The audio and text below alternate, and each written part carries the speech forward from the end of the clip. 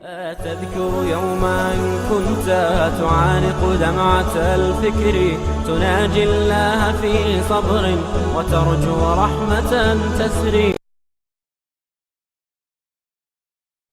استغفر اللہ کے اندر جو برکت ہے وہ یا اللہ ہمیں معاف کر دے میں نہیں ہے، وہ الفاظ ہیں حضور کی زبان مبارک سے نکلے ہوئے. استغفر اللہ الذی لا الہ الا هو الحی القیوم واتوب الیہ.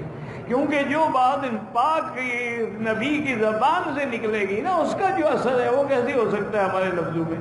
ناممکن. ایک آدمی تھا بیچارہ بزرگ، تو اللہ تھا بیچارہ ان پڑھ آدمی، اس کو کسی نے وظیفہ بتایا تو وہ اب بیٹھا مسجد میں، یا حجو یا کجو یا حجو یا کجو یا حجو یا کجو.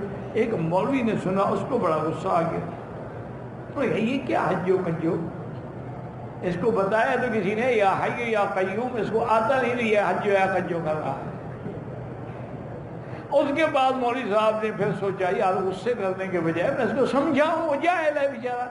قریب جا کے بیٹھے، پوچھا حضرت آپ کو جس نے وظیفہ بتایا تھا اس نے ایسے بتایا تھا یا حی یا قیوم؟ اس نے کہا بتایا تو ایسا تھا، اور مجھے آتا جو نہیں، میں کیا کروں؟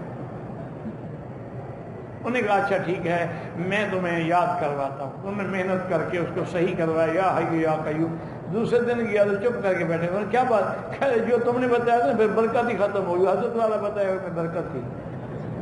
جب سے آپ نے مجھے صحیح کرایا، کیونکہ میرے حضرت جو تھے وہ تتلے تھے، انہوں نے حجو کجو کہا تھا، تو مجھے اس میں جو برکت ملی وہ تمہارے کہنے سے پہلی برکت بھی چلی گئی ہے.